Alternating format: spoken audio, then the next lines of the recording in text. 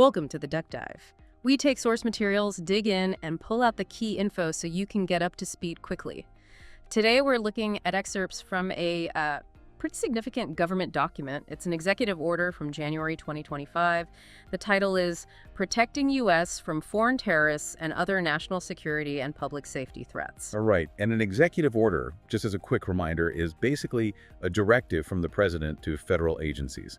This one really leans on the Constitution and laws like the Immigration and Nationality Act, the INA, to spell out actions on security and immigration.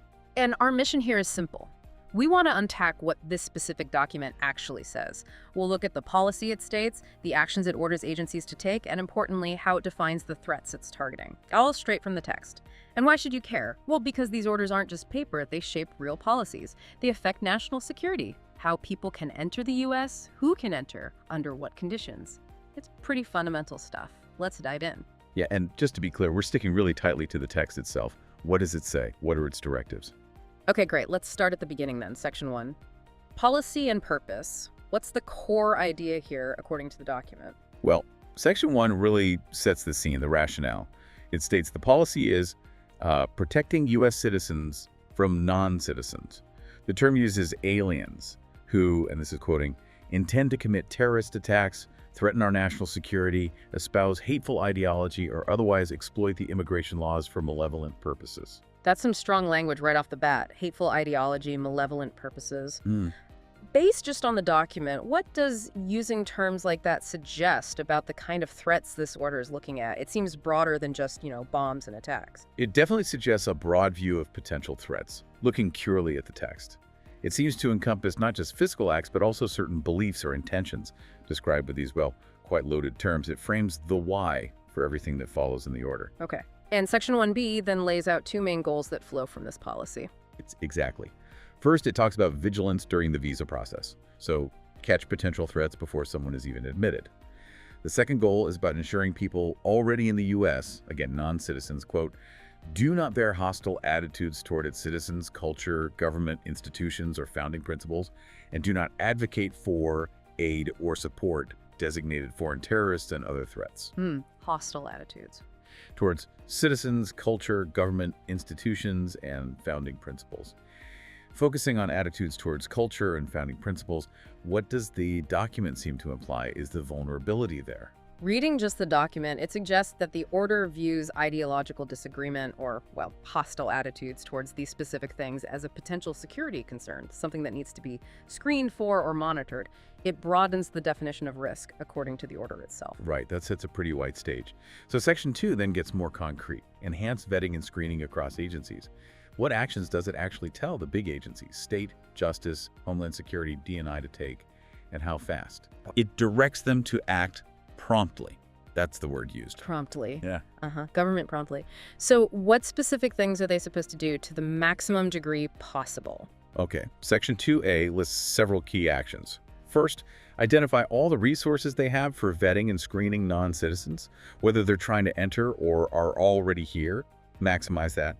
Second, figure out what information they actually need from any given country to properly check someone's identity and whether they pose a threat if that person is seeking benefits under the INA. Okay, information needed from other countries. Makes sense. What else? Third, and this is interesting, reestablish a uniform baseline for screening and vetting. And it specifically points to the baseline that was in effect on January 19, 2021. January 19, 2021. That's very specific. What might the document imply by picking that exact date? Does this suggest something changed after that?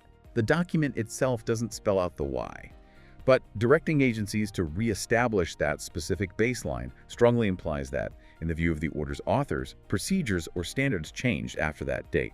And this order intends to revert back to that earlier state, whatever it was. Got it. Reverting to a previous standard. And the fourth point in 2A. Fourth, vet and screen to the maximum degree possible. All non-citizens coming in are already here, but with particular focus on people from regions or countries identified as having security risks. Okay, focus on high-risk areas. Now, Section 2B talks about a report, right? Within 60 days. Yes, a joint report from those agency heads within 60 days. It needs to identify countries where the information needed for vetting is so bad, so deficient, that it might justify a partial or full suspension of entry for people from that country. And it ties this directly to INA Section 212. which is the president's authority to suspend entry. Suspend entry. Okay. And what else does that 60-day report need to include? This seems crucial.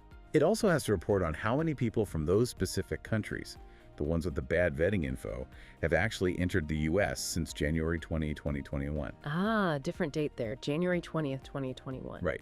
And it also asks for any other information the agencies think is relevant about what those individuals have been doing since they got here. Okay, so first, identify countries with info gaps possibly leading to suspension. Second, track entries from those places since Jan 20, 2021.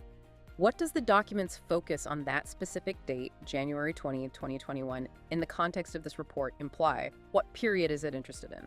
By specifically asking for data on entries since January 20, 2021, the document flags a particular interest in arrivals during the period after that date.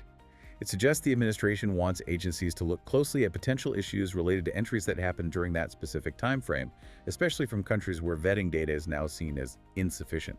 I see. It connects the dots between potential information weaknesses and entries during a specific administration period. And Section 2C. That seems to be about what happens after a threat is identified. Exactly. Section 2C is about action.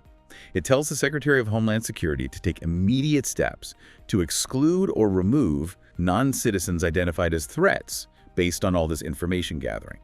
There are exceptions. If it messes up a major investigation or prosecution, or it's against national security interests, not to remove them, but the default is quick action. So the process is enhance vetting, use the old baseline, identify info gaps, report on recent entries from those places, and then act fast to remove threats found. Okay, moving to Section 3. Additional measures to protect the nation.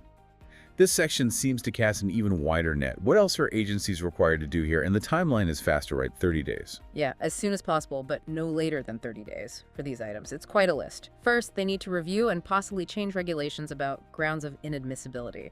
Those are the legal reasons someone can be barred from entering or staying. The order points to specific parts of the INA, sections 212A2 and 3, relating to criminal and security grounds. Okay, review the legal bars to entry. What's next? Second, ensure sufficient safeguards and really stringent identification verification, specifically for refugees and stateless individuals. And the document explicitly says this verification needs to be beyond that required of any other alien. Beyond that required of any other alien? That's a specific carve-out. What does the document imply is the reason for singling out refugees and stateless people for extra scrutiny? Well, the order doesn't explain the underlying reasoning, but by mandating a stricter standard just for this group, it implies they are viewed within the context of this order as potentially presenting unique or higher security risks that demand more than the usual vetting applied to other non-citizens. Interesting implication. Okay, what else is in this pact, Section 3? They also need to evaluate all visa programs. The goal: prevent misuse by, quote, foreign nation states or other hostile actors to harm U.S. interests. And it lists a wide range of interests: security, economic, political, cultural, and so on. Preventing misuse by hostile actors. That sounds like it's concerned about, say, foreign governments or groups exploiting legal pathways for spying or other bad acts. Yes, precisely. It broadens the threat focus to include the strategic manipulation of the visa system itself by entities the order defines as hostile. Okay. And then Section 30AD gets really specific about recommending actions against certain types of foreign nationals. What kind of actions and who are the targets? It asks for recommendations for actions against individuals who have, quote, undermined or seek to undermine the fundamental constitutional rights of the American people. It even explicitly mentions First Amendment rights, freedom of speech, and religion. It also targets those who preach or call for sectarian violence, or, and this is quite a phrase, the overthrow or replacement of the culture on which our constitutional republic stands, or those aiding foreign terrorism. Wow. Undermine constitutional rights, overthrow or replacement of the culture. Those are really specific, ideologically charged descriptions of threats.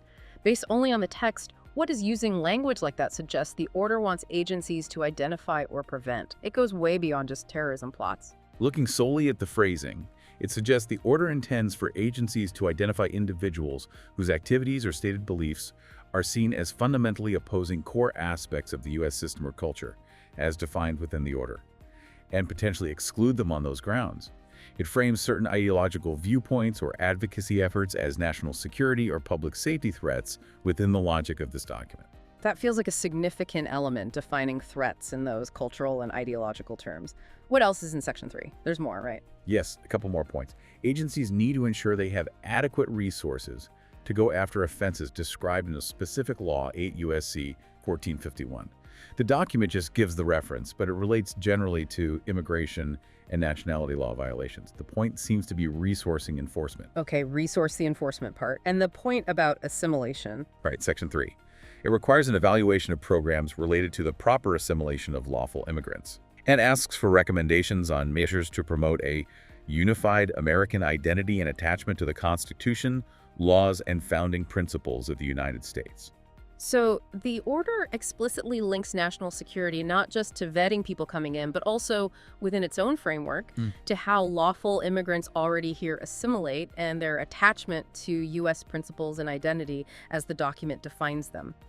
What does making that specific connection imply about how the order views assimilation? Within the logic presented in the document, it implies that assimilation, defined here as fostering attachment to certain principles and a unified identity, is considered a component of national security strategy against foreign threats. It suggests the order sees a connection between an immigrant's integration, defined in these specific terms, and the overall security of the constitutional republic. Okay, wow. Section 3 really covers a lot of legal grounds for entry, visa integrity, ideological threats as defined by the order, enforcement resources, even assimilation programs. And 3G is just a catch-all at the end. Pretty much. It asks for recommendations for any additional actions deemed necessary to protect the U.S. and its constitutional republic from foreign threats, using the framing established throughout the order. Got it. Okay, let's just quickly touch on Section 4, the general provisions. These look like the standard legal bits you find in these orders. They generally are, yes. Section 4A says the order doesn't mess with existing agency powers or budget stuff. 4B says it has to be done legally and depends on having the money. And 4C is quite important. It clearly states this order is not intended to create and does not create any legal right or benefit that someone could sue the government over. Right. So this is an instruction manual for the government agencies based on the president's authority, not something that gives individuals new legal rights against the government. That's the standard understanding of these clauses. It's an internal directive, not a law creating private rights of action. Okay. So we've walked through the policy, the enhanced vetting directives, the really broad additional measures in Section 3, and the standard legal provisions. If you had to synthesize the main thrust of this executive order based purely on the text we've examined, what would it be? Based strictly on the text, this executive order directs federal agencies to significantly ramp up and broaden how they vet and screen non-citizens, both those seeking entry and those already present. It defines the threat landscape to include not only traditional security risks, but also individuals who, according to the order's specific language, hold certain ideologies, express hostile attitudes towards U.S. principles or culture, or might exploit immigration systems. It mandates identifying information gaps with other countries, reporting on entries from those places since early 2021, reviewing visa programs for misuse, and even examining immigrant assimilation programs, all under the stated umbrella of protecting the U.S. and its constitutional republic from foreign threats as this order defines them. And just to reiterate, our goal here was simply to lay out what this specific document says, its stated aims, and the actions it commands, using the actual language and framework from the source itself. Precisely. Just presenting the content as written. Well, thank you for taking this deep dive with us into what is clearly a very detailed and significant document. It certainly provides a clear picture of one approach to national security through the lens of immigration policy. Absolutely. And maybe a final thought for you, listener, to consider, drawing just from the document's own terms. Given the order's focus on identifying people with hostile attitudes or those who seek to undermine the culture in which our constitutional republic stands, based only on what this document implies, how might government agencies actually go about defining and identifying such things in practice during vetting? And what challenges are inherently raised by trying to apply those kinds of criteria? It's a question the document's own language brings to mind. That's a really potent question to leave us with, a complex document indeed. Thanks for tuning in, and we'll catch you on the next deep dive.